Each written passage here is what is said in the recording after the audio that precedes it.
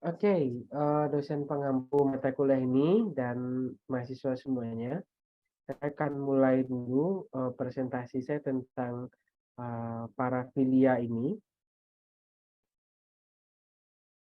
Nah, nanti kita akan coba bahas dulu definisinya supaya kita tahu secara umum itu kondisinya itu seperti apa, kemudian jenisnya apa saja, kemudian simptom atau gejalanya seperti apa, lalu kemudian intervensinya gimana, dan kemungkinan ada beberapa informasi tentang riset dan kondisi lapangannya lah tentang kondisi kali ini. Nah, sebelum saya masuk itu mungkin kita perlu bedakan ya. Jadi kondisi psikologis itu nanti akan sangat berbeda dengan kondisi medis. Mayoritas orang dengan masalah psikologis, mereka banyak yang tidak memiliki kesadaran penuh atau kemudian keinginan untuk menjadi lebih baik atau kemudian menyadari kondisi psikologis yang dia alami tersebut. Apa misalnya? Orang dengan skizofrenia seringkali mereka tidak menyadari kalau mereka tuh punya simptom skizofrenia gitu. Saya jarang ditemukan ada orang skizofrenia datang ke rumah sakit, "Dok, aku skizofrenia," gitu. Kata-kata itu jarang kita temukan. Kenapa? Karena memang kondisi kejiwaan itu seringkali tidak disadari. Nah, kapan disadarinya? Ketika mereka sudah terbeban dengan situasi itu gitu. Jadi termasuk juga dengan berbagai jenis gangguan ya. Gangguan perilaku seksual juga sama. Ada orang yang menikmati keanehannya dia, ada yang menikmati aktivitas dia yang merugikan dirinya sendiri juga, gitu. Termasuk misalnya autis, nggak ada anak autis ngaku mah aku autis, nggak ada. Kapan ketahuannya? Setelah dilakukan pemeriksaan begitu. Nah, jadi sekarang kita akan lihat tuh dulu tentang masalah perilaku seksual. Nah, perilaku seksual ini adalah kondisi kejiwaan yang bermasalah itu tidak hanya pada orang dewasa, tapi juga terjadi pada anak-anak gitu. Oke. Apa contohnya? Eh, ada loh anak kelas 3 SD yang melakukan perkosaan gitu. Pernah dengar nggak? Anak kelas 3 SD melakukan perkosaan, ada anak SD yang memperkosa anjing, dan itu berulang kali dia lakukan, repetitif ya, dia berulang kali. Nah, artinya apa? Kira-kira ini normal nggak sih gitu? Masuk akal nggak Tidak, gitu? Enggak ya. Nah, kenapa akhirnya mereka bisa begitu itu akan kita bahas nanti gitu. Lalu kemudian nanti di masa depan apa yang terjadi pada mereka yang sudah melakukan itu sejak masa kanak-kanak itu. Nah, kalau kemudian Anda bisa memahaminya kalau lihat ini ya kayak berita-berita tentang kriminal, kayak lapor halo polisi atau 86 dan lain-lain, mayoritas pelakunya itu adalah orang dewasa. Tapi apakah kita menilainya di usia dewasa saja? Enggak. Yang kita nilai itu juga mereka sejak kecil, tidak hanya di usia dewasa. Nanti kita akan lihat kenapa.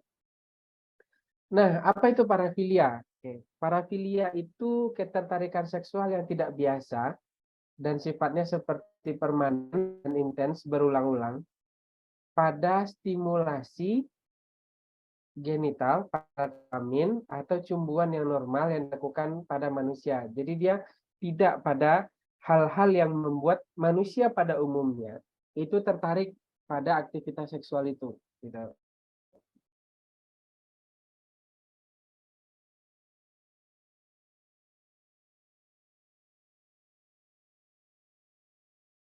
Mereka saling berciuman, itu namanya pas itu. Atau kemudian ada stimulasi genital yang bagian tubuh sensitifnya dipegangi sehingga dia punya birahi seksnya itu mengalami peningkatan begitu. Nah, pada partner yang sifatnya ini partner yang manusia, maka itu sesuatu yang umum dilakukan dan itu menjadi sesuatu yang umum terjadi. Nah, lalu bagaimana kalau dia merasakan keseruan seksual ketika dia hanya memakai pakaian dari lawan jenis, kemudian dia berimajinasi, lalu kemudian dia merasakan itu sampai bertahun-tahun. Dia lebih menikmati sensasi seperti itu daripada adanya kontak fisik langsung dengan pasangannya. Nah, itulah yang nanti diantaranya parafilia. Jadi dia tertarik seksualnya tidak pada sentuhan fisik yang umumnya dilakukan oleh manusia dengan manusia gitu. Nah, jadi yang dalam kasus yang saya ceritakan tadi, ada yang menikmatinya itu dengan hewan misalnya. Dia menikmati aktivitas seksualnya dengan hewan. Ada yang dengan anjing, dulu sempat ada yang dengan sapi begitu. Nah, inilah yang nanti akan kita coba bahas di situ. Atau mungkin dia menikmati, mungkin ada nanti Anda dengar istilah itu masochism ya. Ada orang yang menikmati aktivitas seksual ketika dia mendapatkan penyiksaan-penyiksaan tertentu sehingga dia dorongan seksualnya mengalami peningkatan. Nah, ini yang nanti akan dibahas. Kenapa? Karena gangguan ini nanti ada yang sifatnya bisa menjadi pidana dan juga nanti ada yang seringkali tidak menjadi kasus pidana di sekitar kita. Oke. Nah, sekarang dia itu ada yang disebut sebagai courtship disorders. Artinya, ini adalah gangguan jiwa yang terkait dengan perilaku seksual yang bisa menjadi pidana. Ada courtship, ada nanti bisa jadi akan disidangkan di pengadilan court. Itu sidang ya. Atau kemudian di peradilan gitu. Ada yang dia algolaknik ini. Jadi dia seringkali tidak dianggap apa kemudian laporan pidananya itu rendah untuk sampai ke aparat penegak hukum gitu. Nah, karena mereka sama-sama kondisinya. Nah, jadi ada nanti voyeuristik ya, ada eksibisionistik, froteristik, dan ada pedofilik. Yang Anda mungkin banyak tahu itu di pedofilik ya, karena udah familiar dengan kata pedofil. Dan ini beberapa jadi kasus yang viral, baik di kota kita atau kemudian di provinsi atau di negara kita ada beberapa kasus yang akhirnya menjadi kasus yang viral di mana-mana. Nah, dari 8 gangguan ini, 4 diantaranya itu nanti seringkali menjadi ininya pidana. Apalagi setelah adanya ketika korbannya adalah anak, maka pidananya biasanya tinggi. Ini pengalaman yang kami dapati. Ketika anak menjadi korban dari kekerasan seksual, biasanya yang courtship disorders ini banyak menjadi korban, maka yang terjadi adalah pidananya itu tinggi. Rata-rata hakim memvonis itu di atas 10 tahun rata-rata. Nah, sehingga ini resikonya besar. Tapi kita tidak hanya melihat dari sisi hukumnya, tapi melihat dia sebagai subjek, dia pernah mengalami situasi itu enggak gitu. Nah, itu yang perlu nanti kita dalami lebih lanjut. What happened to them gitu, pada mereka. Nah, sedangkan ada yang dia tidak banyak kasusnya sampai di pengadilan itu semacam masochism, sadism, ada fetishistik dan transistik itu. Nah, ini yang mungkin istilah-istilah yang kita perlu familiarkan untuk tahu di anak-anak psikologi ini. Dan oke, ini yang voyeurism yang di sebelah kiri atas. Jadi voyeuristik ini, nah itu kalau dalam waktu 6 bulan adanya ketertarikan seksualnya itu dengan mengamati atau melihat orang lain itu naked ya, orang lain itu telanjang. Nah, atau kemudian dalam proses eh, apa ya, disrobing, mungkin dia tidak berpakaian atau melakukan aktivitas seksual. Nah, sehingga dia bisa jadi berfantasi. Jadi dengan dia nengok orang, jadi dia menjadi adanya rangsangan seksualnya dengan cara dia melihat orang yang tidak berpakaian.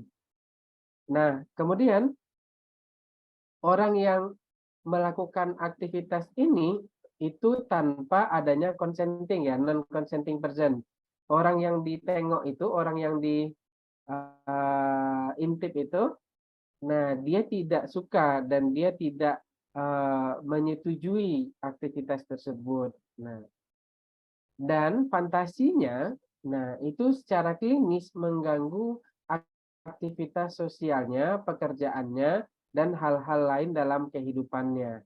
Nah, ada orang yang saking pengennya nonton itu, atau kemudian dia kerjanya cuma nyari orang di mana ya, orang yang tidak berpakaian dia ngintipin, sehingga akhirnya dia tidak masuk kerja sampai beberapa lama gitu. Nah, kalau dalam itu terjadi, maka kemungkinannya dia sudah mengalami gangguan parafilia jenis voyeuristik.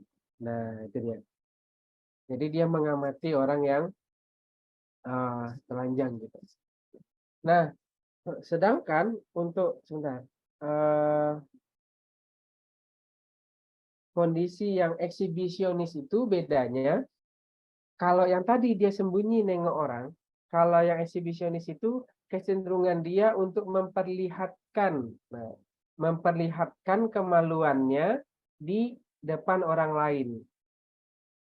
Nah, jadi dengan dia memperlihatkan itu kepada orang lain dan orang lain itu histeris teriak, maka dia akan menikmati puncak dari rasa birahinya secara seksual itu kepada orang tersebut. Jadi semakin keras teriakan orang itu, maka dia akan semakin senang. Dia akan semakin meningkat sexual arousal-nya. Jadi rangsangan seksualnya akan mengalami peningkatan begitu. Jadi, maka di sini dia sexually aroused, dia mengalami rangsangan seksual itu dengan mengekspos, memaparkan alat kelaminnya kepada anak yang pre-pubertal, gitu ya. Kepada anak-anak yang belum puber, misalnya anak SD, kelas 5 atau kelas 4 gitu ya. Dan orang yang secara fisik itu sudah cukup dewasa. Nah, di dalam banyak kasus yang saya temukan, yang menjadi korban itu rata-rata itu adalah perempuan dan pelakunya adalah laki-laki gitu. Dan umumnya tidak sampai pada upaya percobaan untuk perkosaan ya. Jadi mereka hanya memperlihatkan, habis itu mereka pergi gitu. Nah, itu yang kami banyak temukan kasusnya gitu. Dan pelakunya, mohon maaf, rata-rata tuh antara usia SMA sampai usia-usia mahasiswa kebanyakan. Paling tinggi itu 30-an. Gitu. Jadi saya juga belum ketemu, mungkin saya nggak tahu kalau pernah ada ya, yang umurnya di atas 45-an, kemudian dia melakukan itu saya jarang menemukan ada kasus dan belum pernah mendengar juga ada yang kasus begitu. Pelakunya rata-rata tuh malahan di usia-usia SMA atau mahasiswa. Itu yang saya sering dengar di dalam kasus eksibisionistik ini. Nah, itu yang kedua. Kemudian ketiga itu ada froteristik. Nah, di dalam diagnosisnya rata-rata itu dia mengambil diagnosis itu waktunya 6 bulan. Kenapa tidak sekali atau 2 kali saja? Karena belum terjadi yang sifatnya perilaku yang permanen. Jadi dia belum menjadi berulang. Kalau belum berulang itu belum bisa dipastikan apakah ini sudah disorder apa belum. Sudah dia menjadi gangguan apa belum. Nah, karakteristik di sini dia terjadinya perulangan secara intens kecenderungan seksualnya itu dengan adanya sentuhan gitu. Dengan orang-orang yang uh, tidak uh, tidak menginginkan itu dilakukan. Nah, ini yang banyak di ini ya, kalau teman-teman di sekitaran UNJ itu yang di bis-bis atau di kereta ya. Makanya kan di beberapa ini ya, di kereta di Jakarta itu kan ada yang gerbong khusus untuk perempuan, karena banyak yang perempuan mendapatkan pelecehan yang karakteristik ini. Tiba-tiba dia buka celana karena sempit, dia orang yang lain tidak sempat ini, kemudian ya, ada disentuh-sentuh lah di mana, tapi nanti karena rame dia nggak tahu yang menyentuh dia itu siapa gitu. Itu namanya karakteristik. Nah, dia itu di poin B-nya individual ini melakukan ini dengan orang yang tidak mendapatkan persetujuan dari dia. Dan dia ini mengganggu hidupnya sampai sosial, occupational. Nah, bisa jadi dia jadi nggak bekerja gara-gara keinginannya dia untuk mendapatkan fantasi seksualnya itu telah mengalahkan aktivitas-aktivitas rutin yang harusnya dia lakukan. Lalu kemudian pedofilik. Nah, kalau pedofilik ini mungkin cukup mudah ya untuk Anda pahami, atau mungkin karena beritanya sudah cukup banyak.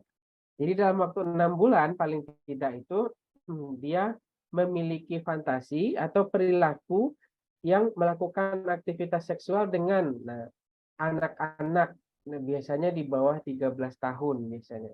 Tapi kalau di dalam hukum di Indonesia, kalau anak ini usianya di bawah 19 tahun itu masih kategori anak-anak. Jadi sekalipun dia eh, usianya sudah 16 atau 17, itu biasanya secara pidana itu masih bisa dipidanakan sebagai eh, kejahatan seksual terhadap anak gitu.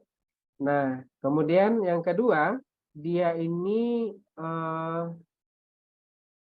mengalami di sini fantasi-fantasinya itu menyebabkan adanya distres yang tinggi. Jadi dia mengalami stres, distres itu kan stres yang negatif ya. Nah, yang kemudian juga menyebabkan adanya interpersonal difficulty. Dia mengalami hubungan yang sulit dengan orang lain gitu. Nah, di beberapa kasus yang kami pernah dapatkan, ada beberapa kasus itu dia sudah kayak edik. Dia pengen melakukan itu berulang-ulang. Dan korbannya, biasanya di pedofil itu korbannya jarang yang satu. Jadi berbeda dengan pernikahan ya. Di pernikahan itu orang akan bertahan dengan satu pasangan. Tetapi pada pedofilia biasanya korbannya banyak. Jadi kalau pernah lihat nanti coba cari di googling itu ada dulu kasus Babe namanya. Babe itu kasus yang heboh di DKI, tapi saya nggak ingat itu kawasannya di Jabodetabek, cuma saya nggak ingat daerah pastinya daerah mana. Babe, Babe itu namanya Baikuni ya, panggilannya Babe. Dia ditangkap oleh Polda Metro Jaya karena melakukan mutilasi yang didahului dengan adanya aktivitas seksual dengan anak atau pedofilia ini, eh, dan korbannya itu setelah disodomi kemudian dibunuh dan dimutilasi dimasukin koper. Nah, setelah dimasukin koper dibuang di bantaran kali ya yang ada di kawasan Jabodetabek. Nah, karena polisi menemukan sampai 7 koper, berarti ada 7 mayat yang ditemukan. Nah, disitulah kemudian dikembangkan kasusnya dan akhirnya ketemu Babe itu sebagai pelaku tindak pidana pedofilia dan dilanjutkan juga dengan adanya pembunuhan dan mutilasi. Sehingga tuh pidananya cukup tinggi pada waktu itu, belasan tahun kalau saya tidak salah. Nah, maka itu disebut sebagai courtship disorder. Jadi gangguan ini adalah gangguan yang bisa menyebabkan pidana karena biasanya tidak hanya satu korbannya, lalu kemudian dia juga bisa bertambah pidananya, tidak hanya aktivitas seksualnya, tapi juga yang bertambah dengan aktivitas yang lainnya gitu. Nah, kemudian yang ketiga di dalam diagnosisnya itu orang itu usianya itu biasanya sekitar 16 atau 5 tahun di atas ini. Biasanya memang lebih senior ya. Eh, di banyak kasus memang pedofilia ini terjadi dan pelakunya adalah orang-orang dekat. Lalu kemudian di antara orang-orang dekat itu mereka itu memang lebih senior. Jadi karena segan, sungkan, rasa hormat, akhirnya itu dimanfaatkan sebagai sarana untuk melakukan tindak pidana kekerasan seksual terhadap anak seperti ini gitu. Kekerasan seksual ini. Nah, lalu kemudian tadi kita bicara yang courtship-nya. Nah, sekarang yang algolakniknya kita coba bahas dulu. Nah, yang masochism perbedaannya adalah ketertarikan seksualnya itu adalah karena adanya act of being humiliated. Jadi ketika dia disiksa, ketika dia dicederai, dan sampai dia menderita, itu menyebabkan dia memiliki fantasi seksual, ada permintaan seksual, dan ada perilaku seksual di situ. Jadi kalau dia ingin berhubungan seksual dengan seseorang, dia harus disiksa dulu. Disiksanya kayak tadi ada yang dicambuk sampai dia luka-luka, berdarah-darah gitu, atau ada yang dicekik. Nah, itu yang menyebabkan dia menjadi mengalami peningkatan dorongan seksualnya untuk melakukan aktivitas-aktivitas seksual lainnya gitu. Itu yang masochism. Jadi masochism itu bahasa umumnya adalah orang yang menikmati mencintai penderitaan gitu. Oke, orang yang menikmati penyiksaan gitu. Sedangkan di sadism namanya sadis berarti ada sadisnya gitu. Jadi ketertarikan seksualnya itu adalah dengan dia suffering. Jadi dia melakukan kekerasan terhadap orang lain. Nah, orang yang sadism bertemu dengan masochism, kira-kira gimana jadinya? Yang satunya menikmati penderitaan, yang satunya suka nyiksa gitu. Dan kalau over bisa saja terjadi yang satunya masuk rumah sakit. Nah, disitulah biasanya ketahuan ketika udah sampai di rumah sakit, gitu. Karena dia sudah terluka dan susah tuh dikasih ini ya kayak betadine atau apa gitu, karena memang penderitaannya sudah parah banget. Nah, gitu. Jadi tapi dia tidak ini ya, dilakukan non consenting lagi. Jadi ada penekanan di beberapa kasus seksual itu non consenting. Consent itu izin ya, yang dia tidak mendapatkan dari izin dari orang tersebut gitu. Jadi itu beberapa kasus seksual umumnya ketika dia orang itu tidak mendapatkan ini. Nah, tapi nanti di sini akan agak bertolak belakang dengan aspek hukum, terutama kasus anak. Ketika dia non consenting maupun dia diizinkan pada kasus anak, nah, maka tetap ia akan menjadi pidana sekalipun anak ini memberikan izin.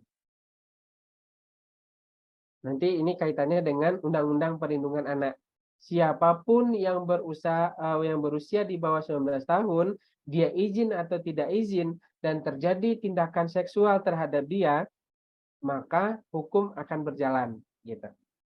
Dia tetap akan dipidana. Makanya di kasus LGBT, mohon maaf, yang jadi korban biasanya akan tampil ke publik setelah usia 19 tahun. Kenapa? Karena mereka tidak lagi masuk dalam kategori anak, sehingga tidak ada hukum yang mengatur tentang mereka, sehingga mereka bebas dari hukuman ketika mereka melakukan perbuatan seksual yang mungkin bagi masyarakat ini menjadi perilaku yang tidak tepat baik secara agama maupun norma sosial yang ada di masyarakat kita. Jadi faktor usia ini kalau Anda lihat, kalau Anda pengen tahu kasus-kasus seksual yang aneh itu ada YouTubernya di Indonesia itu namanya Kevin Indrawan, saya sering lihat. Itu mereka banyak cerita pengalaman orang-orang yang ini ya mengalami perilaku-perilaku seksual yang aneh dan unik-unik yang saya temukan dari beberapa kasus yang ada gitu. Jadi mungkin biasanya ada yang cowok umur-umur SMP, SMA jadi simpenan apa ya bapak-bapak umur 40-an gitu yang dia dibelanjain macam-macam gitu supaya dia bisa melakukan hubungan seksual dengan anak ini. Tapi itu nggak ketahuan sampai umur 19 tahun. Nah, setelah umur 19 tahun baru kemudian mereka berani menampilkan dirinya bahwa dia mengatakan ya this preference gitu. Dia tertarik secara seksual tidak dengan lawan jenis tetapi dengan yang sejenis dan mungkin usianya sudah jauh di atasnya gitu. Nah, nanti bisa di ini ya, Anda bisa belajar tentang parafilia itu lebih banyak ada di sana. Dan terakhir yang eh, gangguan parafilia yang terjadi itu adalah fetis. Mungkin istilah ini di angkatan Anda sudah sering dengar ya. Jadi dia itu memiliki ketertarikan seksual itu pada non-living objects, pada benda-benda yang tidak hidup. Nah, dengan fokus yang spesifik itu adalah bagian-bagian tubuh yang non-genital. Nah, jadi di situ bedanya. Jadi mungkin ada yang pakai boneka kan kalau di Jepang gitu ya, ada yang menikah dengan boneka gitu-gitu. Pernah dengar ya orang di Jepang menikah dengan boneka? Nah, jadi ini beberapa ini. Kemudian fetish objek itu tidak terbatas pada pakaian yang digunakan, kemudian mereka berganti pakaian seperti di transvestik, atau kemudian alat-alat untuk menstimulasi genitalnya. Jadi ini beberapa alat-alat ini ya kayak toy sex gitu ya.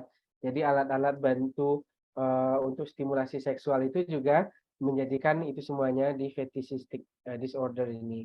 Lalu kemudian ada namanya transvestik. Nah, ketertarikan adalah dengan cross dressing. Nah, makanya berpakaian itu juga tidak sederhana. Orang yang kesenangan cowok pakai celana cewek, kemudian banyak iklan juga di beberapa negara itu misalnya kayak cowok terus kemudian dia kejatuhan bendanya ada yang jatuh kemudian dia ngambil bendanya sehingga kelihatan pantatnya dari belakang, ternyata dia pakai celana dalam cewek warna pink apa merah apa begitu gitu. Nah, jadi ketertarikan seksualnya adalah pada aktivitas dia mengenakan, namanya sebut sebagai cross dressing. Dia berganti pakaian dengan orang yang membuat dia tertarik secara seksual di situ. Nah, lagi-lagi dianggap akan bermasalah secara kejiwaannya ketika dia mengalami stres dan terganggu aktivitas sosial, pekerjaan, dan area-area kehidupannya yang lain. Nah, jadi inilah ada 8 kondisi parafilia yang terjadi di dalam psikologi beserta dengan bagaimana kasus-kasus yang dihadapi, yang mereka hadapi di dalam kehidupan mereka. Kemudian, nah ringkasnya di sini di dalam sebuah buku dikatakan bahwa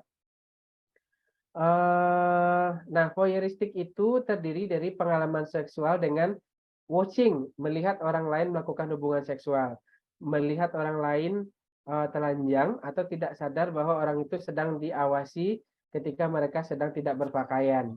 Itulah ketertarikan seksual dari orang-orang dengan exhibitionis gimana? Itu kebalikannya, dia didiagnosis sebagai individu yang terangsang secara seksual ketika dia menunjukkan alat kelaminnya itu kepada orang yang tidak diduga, orang yang tidak terduga. Jadi kebalikan ya. Jadi tadi exhibitionistik itu adalah lawan dari voyeuristik.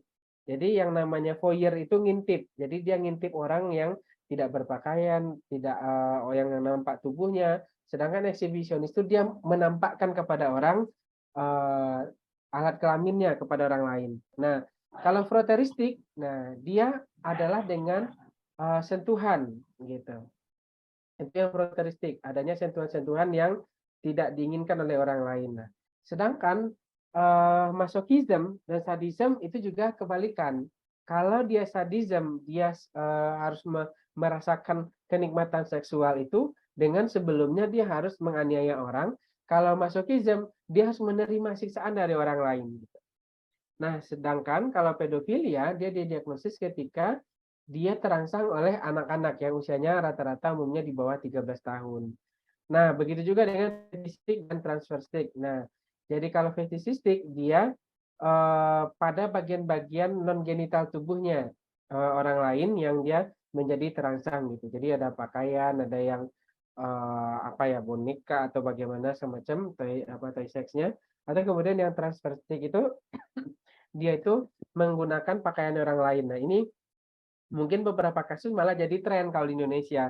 Kemarin itu saya tidak salah ingat ada Jeffrey Nicole ya, hadir di sebuah acara, dia pakai pakaian cewek gitu. Mungkin dia terinspirasi dari ini orang lain, tapi dalam sisi yang lain kalau itu berulang sampai sekian tahun bisa jadi dia mengalami gangguan yang seperti itu tadi, yang transvestik itu. Nah, untuk pelakunya sendiri, saya menemukan satu pola yaitu adanya pengalaman traumatik di masa kecil. Ini yang mungkin nanti kita bisa dalami lebih lanjut bahwa orang-orang dengan paraphilic disorders ini mereka pernah mengalami pelecehan pada masa kanak-kanak mereka. Sehingga itu mendorong mereka dan karena tidak mendapatkan penanganan psikologis kejiwaan yang lebih lanjut, akhirnya itu menjadi satu kesenangan bagi dia dan dia melakukan itu di usia berikutnya, di usia dewasa misalnya. Kenapa di usia dewasa rata-rata? Karena umumnya ini ketahuannya di usia dewasa dan ketahuannya ketika dia dijemput sama polisi karena itu sudah masuk ranah pidana.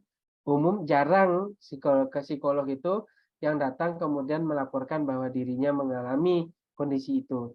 Kalaupun ada, itu rata-rata yang sudah mau tobat. Yang dia sudah pengalaman 3 tahun, 5 tahun, 7 tahun, kemudian karena perilaku seksualnya salah, dapat pasangan yang sakit, kemudian dia menjadi oda, dan kemudian tersiksa dengan odanya, dia pengen berhenti. Nah, itu yang biasanya banyak kita temukan begitu. Nah, jadi pengalaman dia mendapatkan pelecehan di sini, ini dia. Women suffering, perempuan yang mengalami paraphilic disorder ini is actually survivors. Mereka adalah orang-orang yang dulunya korban dari seksual trauma yang tidak mendapatkan proper treatment. Nah, gitu dia. Jadi, dalam banyak kasus ditemukan bahwa orang-orang yang pernah mengalami pelecehan, ada yang bagian tubuhnya dipegang orang lain, tetapi itu berlangsung panjang dan dia tidak pernah lapor, sehingga nanti suatu saat dia merasakan kenikmatan itu dan pengen mencobanya. Ini yang terjadi pada perempuan. Sedangkan di kasus cowok itu ada satu kondisi yang di dalam penelitiannya Glaser ini disebutkan sebagai cycle of child sexual abuse. Jadi adanya siklus dari pelecehan seksual pada anak-anak. Jadi terutamanya pada korban laki-laki, anak yang laki-laki ini ketika dia sering mendapatkan pelecehan dan itu berulang beberapa kali dan itu dalam durasi waktu yang cukup panjang di atas 6 bulan apa di atas setahun, umumnya mereka akan menjadi perpetrator, menjadi pelaku kejahatan itu di masa yang akan datang. Kayak kasus Babe tadi yang saya ceritakan, kalau Anda lihat di situ, saya punya rekaman video dia diwawancara oleh TV One pada waktu itu dan dia mengatakan bahwa dulu dia adalah korban dari sodomi pada usia-usia 13 atau 14 tahun. Nah, di antara banyak kasus pedofilia itu biasanya dulunya mereka adalah korban dan kemudian akhirnya menjadi pelaku di masa yang akan datang. Berbeda dengan perempuan yang pernah mengalami pelecehan, perempuan lebih sedikit yang menjadi pelaku kejahatan seksual di usia berikutnya dalam kehidupannya. Mereka cenderung mengalami masalah psikologis, ada yang mengalami trauma, ada yang tiba-tiba histeris, kemudian dia menyalahkan diri, merasa tidak suci, dan segala macamnya. Sedangkan pada cowok mereka umumnya menjadi pelaku atau banyak di antara mereka itu yang menjadi pelaku di masa yang akan datang gitu. Oke, kira-kira gambarannya begitu. Nah, jadi tadi saya cerita juga tentang beberapa kasus bahwa eh, saya belum bertemu dengan semua kasus ya. Saya belum bertemu dengan semua kasus, tetapi di dalam beberapa kasus yang pernah saya temukan tentang parafilia ini, memang kondisi pengalaman masa lalunya itu akan sangat membantu untuk proses eh, terapinya nanti. Nah, jadi dari terapi ini tapi terapinya ini butuh proses ya, tidak bisa sekali datang kemudian dia di-konseling atau di terapi kemudian dia langsung menunjukkan perubahan walaupun mungkin beberapa kasus ada. Nah, kalau kita buka bukunya judulnya itu Catatan Ilmu Kedokteran Jiwa untuk kondisi LGBT, di situ disebutkan bahwa gangguan perilaku seksual termasuk LGBT di dalamnya itu bisa sembuh dengan lebih cepat dengan syarat utama yang jarang terpenuhi itu adalah adanya keinginan sembuh dari orang-orang yang menjadi mengalami kondisi tersebut. Nah, kalau dia dipaksa, didatengin, dia harus ditarik ke psikolog, itu rata-rata nggak bakalan, dia nggak akan cepat sembuhnya. Berbeda dengan orang yang dia datang dengan sukarela, kemudian minta tolong, aku pengen terapi, aku adalah seorang yang dengan parafilia jenis apa, aku pengen sembuh. Nah, ketika dia punya keinginan itu, dia sampaikan kepada psikolog, itu umumnya biasanya proses penyembuhannya biasanya lebih cepat.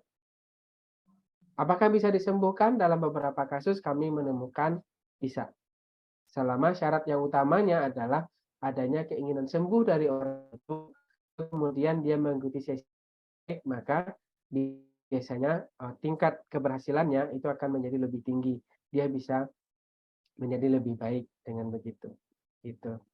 Nah, jadi itulah di antara beberapa kasus yang bisa nanti Anda lihat. Jadi kaitan parafilia ini tidak hanya di satu mata kuliah kita ya, tidak hanya di psikologi klinis atau kemudian di abnormal atau psikopatologi, tapi juga nanti ke psikologi forensik, ada nanti ke psikologi kepribadian, nanti dia juga ke counseling, nanti juga beberapa tes proyektif gitu ya. Nah, misalnya yang di UNJ ada mata kuliah praktek ini nggak kayak eh, tes grafis itu masih diajarin nggak? Atau sudah tidak ada tes lagi diajarin di UNJ?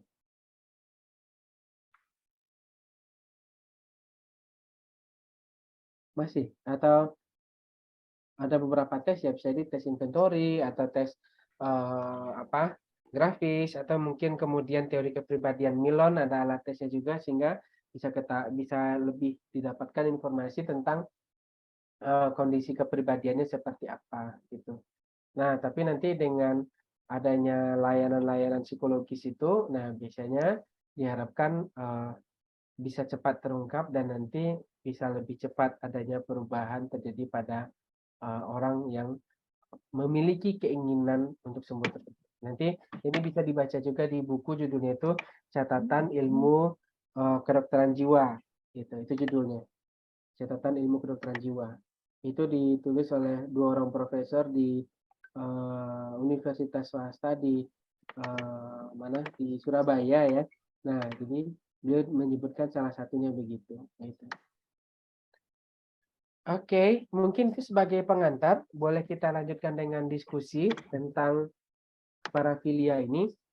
Saya nanti paling nggak ada gambaran dulu tentang kasusnya begini, lalu kemudian nanti itu kita bisa lihat dalam konteks yang kehidupan sebetulnya di sekitar kita. Oke, boleh Mas Rahmat kita diskusi dulu. Baik, Pak.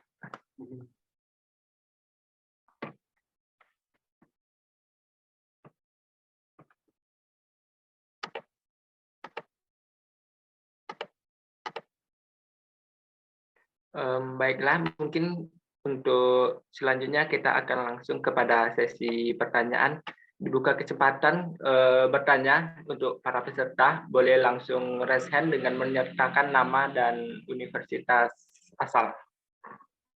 Kepada para peserta dipersilakan.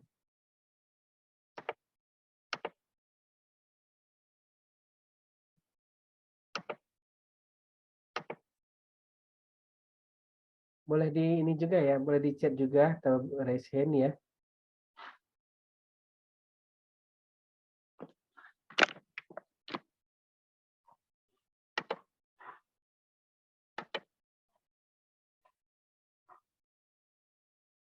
Oh ya, ini mata kuliahnya namanya apa ya kalau di UNJ?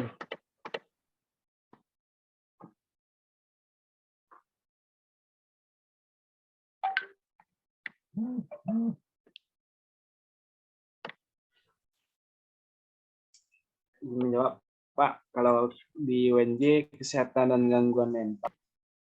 Oh, jadi mirip ya dengan ini ya. Ada kesamaannya. Oke, baik.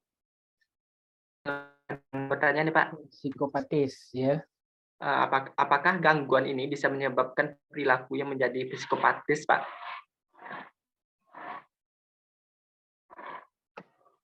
Saya belum baca teori yang cukup ini ya. Cukup banyak tentang apakah kondisi ini bisa menyebabkan psikopatis gitu. Karena itu dari sisi gangguan perilaku ininya ya. Jadi itu kan ada 2 gangguan. Psikopatis itu kan gangguan kepribadian antisosial. Nah, itu kalau di ini nanti bisa lihat tuh kayak film Smile lah. Udah nonton film Smile belum? Nah, itu beberapa bulan yang lalu ada film namanya Smile. Gitu ya. Jadi dia membunuh itu sudah sangat profesional dan dia punya kesenangan melakukan pembunuhan ini. Gitu. Tapi ini kan adalah gangguan perilaku seksual.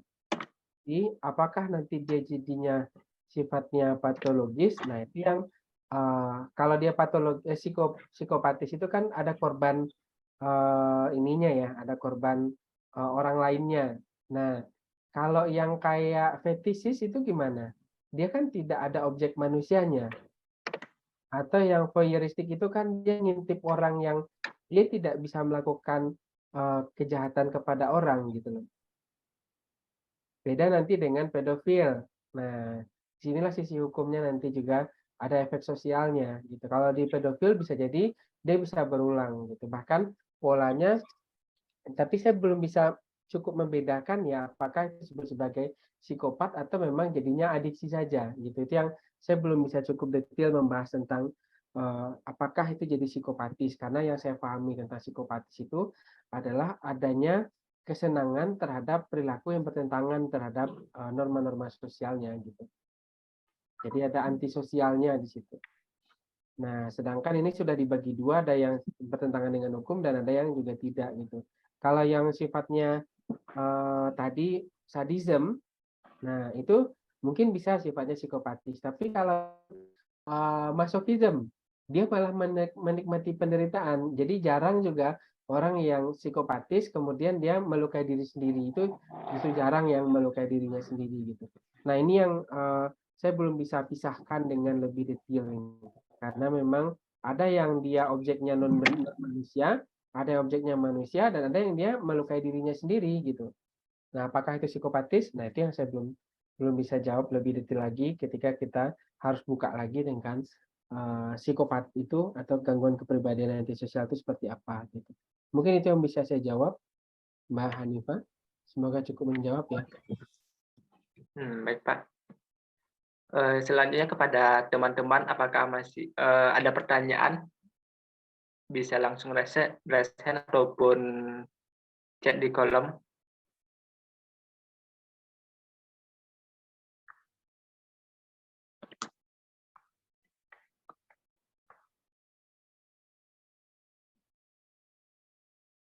Oke, mungkin saya tambahkan ya. Dari beberapa ini ya, ada satu pertanyaan yang masih mengganjal bagi saya itu adalah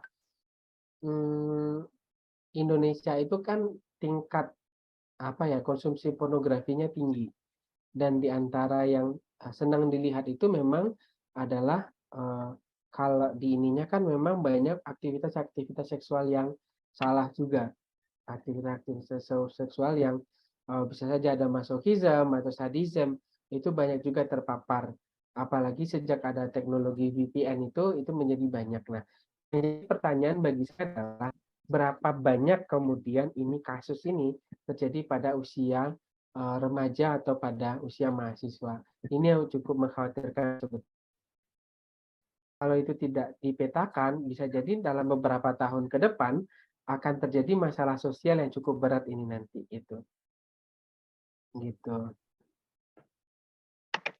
Oke, saya lanjut dulu ya, Mas Rahmat. Ini ada pertanyaan penyebab dari fetish. Kalau dari beberapa referensi yang saya dapatkan itu, saya belum bisa menemukan ada satu jawaban yang pasti ya. Kenapa orang yang dengan gangguan fetishistic disorder ini melakukan perilaku tersebut. Nah, gitu. Jadi saya belum bisa dijelaskan dengan lebih detail ya mengapa itu bisa terjadi dan penyebabnya seperti apa. Saya belum bisa menjawabnya dari beberapa datanya ini gitu.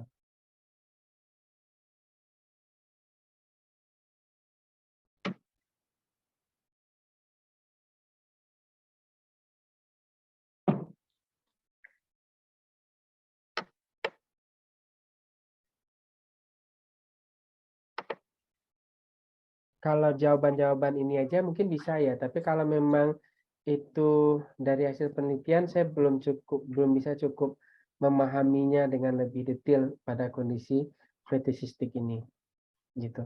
Karena memang referensinya juga masih minim dan kasusnya seringkali tidak terlihat.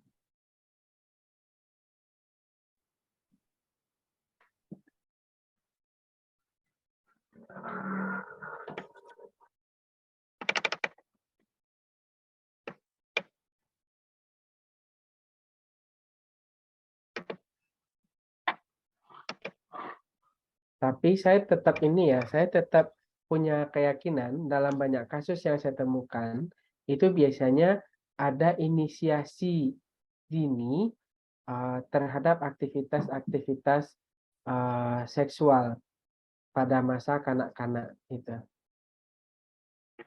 Itu yang masih saya pahami sampai saat ini dari sekian lama dan sekian banyak kasus yang saya dapatkan tentang itu. Begitu. Dan itu biasanya tidak mendapatkan penanganan terapi ataupun konseling atau layanan-layanan medis yang terkait dengan hal-hal tersebut kita. Begitu. Oke. Hmm,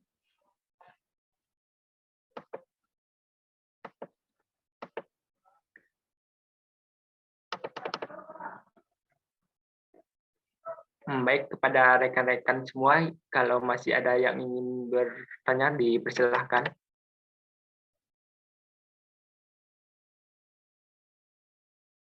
Jadi salah satu poin penting dari sisi psikologis terhadap kasus perilaku seksual itu bagi saya itu adalah kata trauma ya. Jadi trauma yang dia berubah bentuk atau bermanifest menjadi perilaku seksual yang salah gitu. Jadi misalnya kayak pedofilia. Kasus pedofilia dia dulu menjadi korban. Nah, ketika dia menjadi korban, maka yang terjadi suatu saat dia sampai pada taraf dia menikmati, baru kemudian dia menjadi pelaku. Artinya traumanya yang perlu menurut saya itu diperhatikan lebih lanjut. Ketika traumanya tidak pernah ditangani, inilah yang kemudian menjadi langkah awal untuk orang ini nanti akhirnya menjadi pelaku itu. Itu yang saya kira menjadi catatan penting ya di dalam kasus ini perilaku seksual yang seperti parafilia ini. Oke, ada pertanyaan BDSM di mana dalam berhubungan itu ada tuan dan budak. Nah, kalau di dalam diagnosis parafilia itu adanya 8 ini. Tapi misalnya dengan adanya BDSM ini, misalnya dia adanya terjadi sadism atau malah karena dia ada budaknya, dia menjadi masochism, dia nerima aja diapain, nanti dia masuknya ke kategori yang parafilia yang masochism atau di sadism tersebut. Tapi kalau di dalam diagnosis gangguan jiwanya, BDSM itu tidak ada dalam gangguan untuk bahas secara spesifik. Nah, jadi seperti itu. Tergantung apa yang dia lakukan. Jadi penamaannya itu tergantung nanti pada aktivitas seksualnya itu seperti apa saja. Gitu.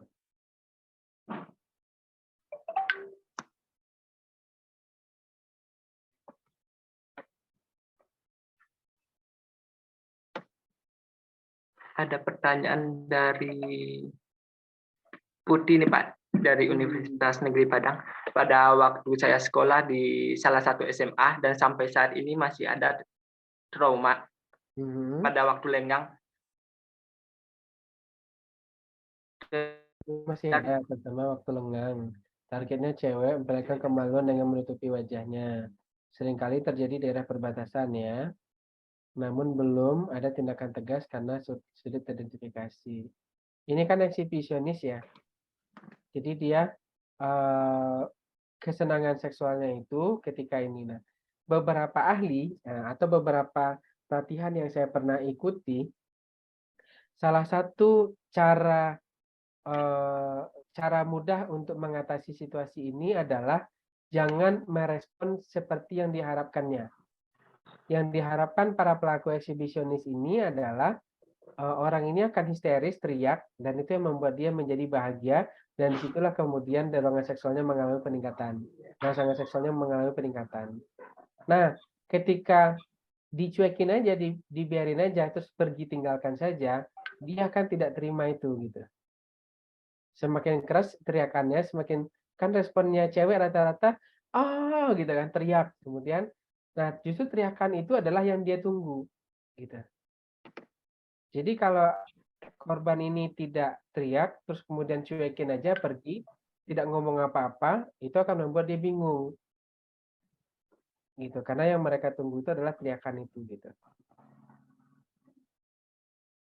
Bahkan ada beberapa yang ekstrim itu dia ngomentarin, misalnya orangnya jelek atau tubuhnya jelek atau kemaluannya itu jadi tidak berharga sama sekali gitu. Jadi dia direndahkan di situ, maka dia akan sangat malu gitu.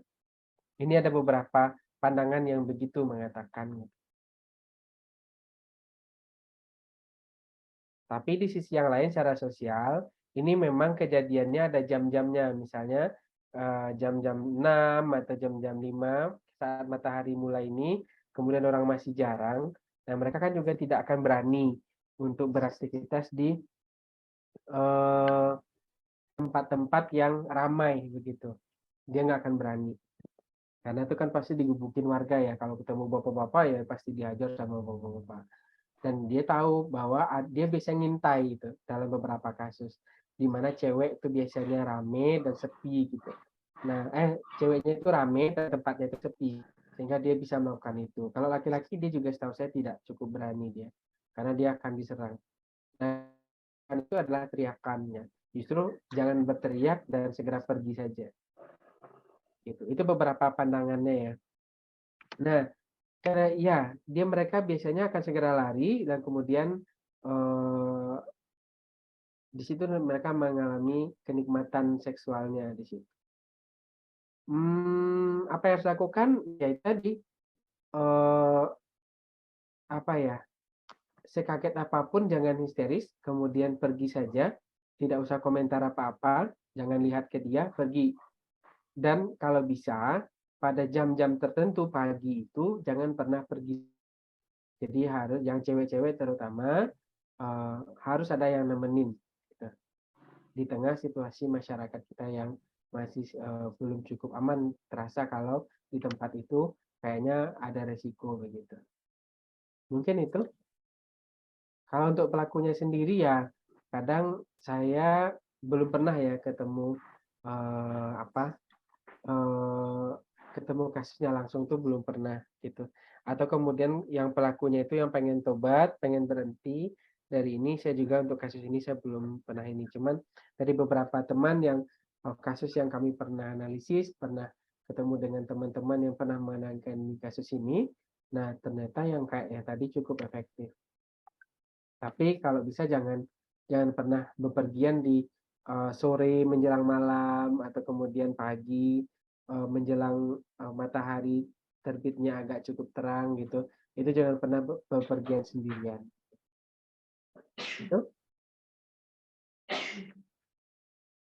Kalau di sekolah itu biasanya kalau sekolahnya masuk jam 7 itu setengah 7 tuh biasanya momen-momen ininya dia, golden momennya mereka.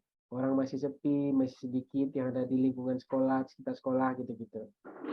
Atau satpamnya belum datang gitu. Nah, itu yang kayaknya perlu menjadi waktu-waktu yang menjadi perhatian buat orang tua terutama atau ada orang-orang dewasa di sekitar situ gitu. Begitu. Itu yang bisa saya jawab.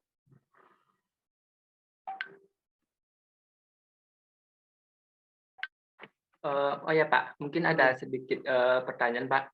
Kalau selama Bapak jadi psikolog klinis ini, pengalaman yang Bapak tangani tentang kasus pelecehan ini sendiri gimana ya Pak selama Bapak jadi psikolog? Yang banyak saya temukan kasus itu di pedofil ya. Di pedofil, jadi dia korbannya adalah anak-anak dan itu bervariasi. Bervariasinya begini. Dan ini terkait juga dengan hukum ya. Yang anak kelas 1 SD di tepuk pantatnya kemudian diremas. Nah, itu ada yang kena 3 tahun 8 bulan gitu ya. Dan itu anaknya itu usia kelas 1 SD. Gitu. Lalu kemudian kalau pada kalau korbannya laki-laki, nah ini yang ada beberapa kasus viral ya yang kami bantu penanganannya. Korbannya ini ada yang 15 orang, itu semuanya anak SD. Beda-beda angkatan dari kelas 1 sampai kelas 6. Pelakunya 1 orang, korbannya itu ada 20-an. Dan mereka itu ketahuan setelah setahun ini berjalan. Jadi anak-anak itu rata-rata tidak lapor. Apa yang terjadi? Anak-anak ini kadang diajak main ya, diajak main di tepi sungai, terus diajak main petak umpet. Lalu kemudian siapa yang ketangkep, mereka harus mau disodomi, mendapatkan pelecehan seksual dari pantat gitu ya. Nah, akhirnya ketahuannya itu setelah beberapa waktu lama. Tapi biasanya ketika 1 orang ketahuan, itu akan segera ketahuan yang lain menjadi korban. Dan itu biasanya di beberapa kasus yang fenomena yang unik kami temukan adalah banyak upaya agar kasus ini tidak naik ke pengadilan. Mereka judulnya itu pengennya diselesaikan secara kekeluargaan. Tapi secara hukum itu tidak boleh. Nah, justru siapa yang melakukan itu biasanya polisi datangin tuh, misalnya ada tokoh masyarakat, supaya nggak malu di kampungnya, udahlah ini kekeluargaan aja, ini keluarganya mau kok bayar denda gitu. Nah, itu tidak boleh. Kalau itu terjadi, biasanya polisi itu harus bertindak cepat dan orang itu harus segera diinikan sama polisi, diedukasi cepat. Kenapa? Karena kalau ini tidak dinaikkan kasusnya, polisinya bisa jadi bermasalah gitu. Nah, itu beberapa kasus yang lain. Ada yang mohon maaf, pelaku korbannya ini justru di lingkungan-lingkungan yang dekat. Bisa jadi mohon maaf di institusi pendidikan berasrama misalnya. Itu juga termasuk yang ada jumlahnya cukup ini juga ya, cukup sering kita dengar juga mungkin saat ini gitu. Nah, dan ini terjadi dengan adanya otoritas dia sebagai guru kah atau sebagai orang yang dimuliakan atau yang dihormati di tempat itu. Mungkin ini juga pernah ada ketemu kasusnya. Jadi dan itu korbannya memang rata-rata adalah anak-anak yang usia SD atau SMP itu memang lebih banyak gitu. Lebih banyaknya di pedofilia itu. Tapi di kasus-kasus yang lain saya relatif jarang untuk ininya. Kenapa? Karena jarang yang dipidanakan. Jadi saya biasanya banyaknya jadi ahli gitu. Gitu. Jadi ahli dan kemudian yang kedua itu saya banyak di penanganan. Jadi anak-anak itu kan perlu penanganan ya. Kalau enggak nanti mereka beresiko akan menjadi korban di ininya. Jadi penanganannya ya bisa jadi kami bertemu sekali seminggu, ada yang sekali 2 minggu, sekali sebulan, atau sekali 3 bulan. Kita lihat perkembangannya, apakah ada kondisi tertentu. Kenapa? Karena kadang di keluarganya malah orang tuanya kan tahu kalau dia pernah jadi korban sodomi. Nah, biasanya dia bisa jadi akan jadi pelaku nanti gitu. Jadi ada beberapa orang tua neror anaknya, kamu udah punya pacar belum? Gitu. Kamu udah punya pacar. Jadi anaknya malah terbeban karena diharuskan punya pacar sebagai indikator dia tidak mengalami adanya penyimpangan seksual gitu. Nah gitu. Itu yang kami banyak bantu penanganan. Jadi ada yang saya inikan penanganannya itu justru di proses penyidikan dan penyelidikan di kepolisian untuk itu disidangkan atau kemudian korban yang diharapkan untuk tidak mengalami perilaku yang sama tetapi sebagai pelaku tidak sebagai korban lagi. Ini yang biasanya yang banyak saya bantu penanganannya gitu. Begitu mungkin Mas gambaran umumnya ya. Ya Pak, terima kasih atas jawabannya tersebut Pak. Oke.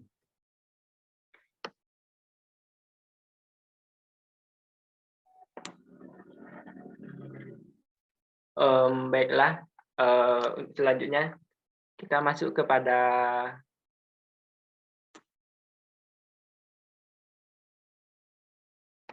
pengumuman 2 pertanyaan terbaik yang nantinya dapat menghubungi kontak person yang tertera pada webinar ini.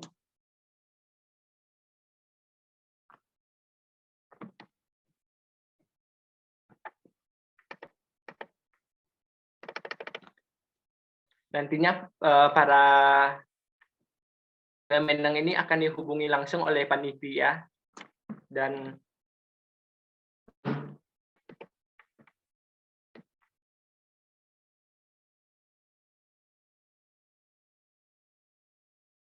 selanjutnya kita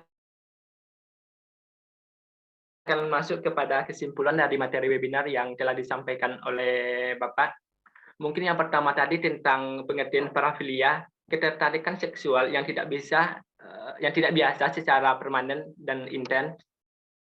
Dan jenis parafilia tersebut ada beberapa hal, diantaranya yakni seperti voyeuristik, exhibitionistik, frotteuristik, dan pedofilia. Perbedaan voyeuristik dan exhibitionistik ini setidaknya 6 bulan mengamati orang yang tidak berpakaian, dan exhibitionistik ialah kecenderungan memperlihatkan kemaluan di depan orang lain. setidaknya 6 bulan setidaknya karakteristik ini 6 bulan menyentuh orang lain tanpa konsen atau non konsen, sedangkan pedofilia ini setidaknya 6 bulan memiliki fantasi untuk melakukan hubungan seksual dengan anak di bawah umur.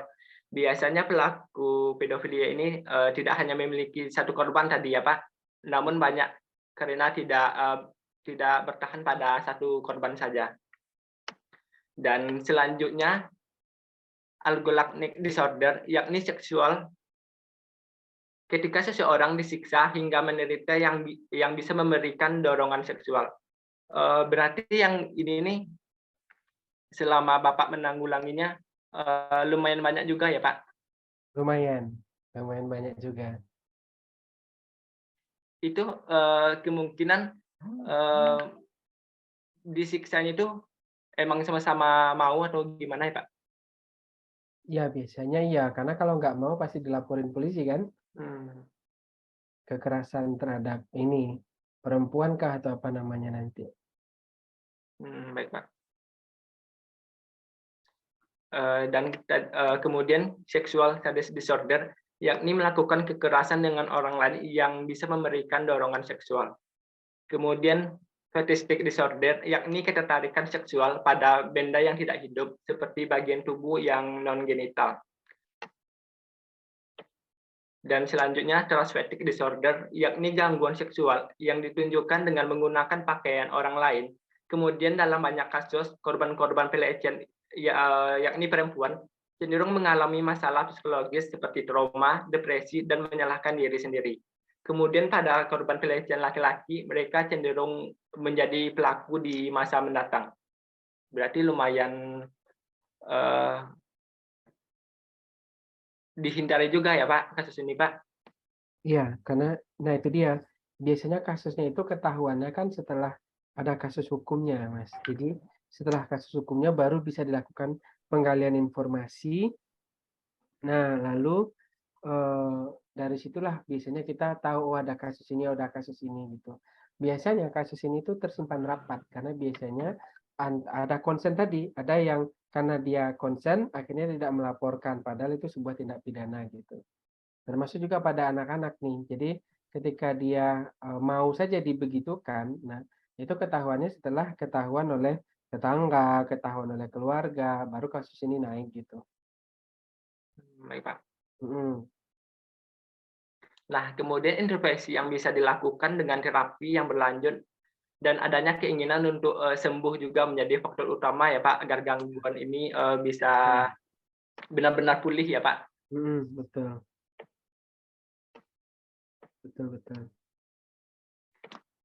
Baiklah, mungkin sekian webinar kita pada sore hari ini.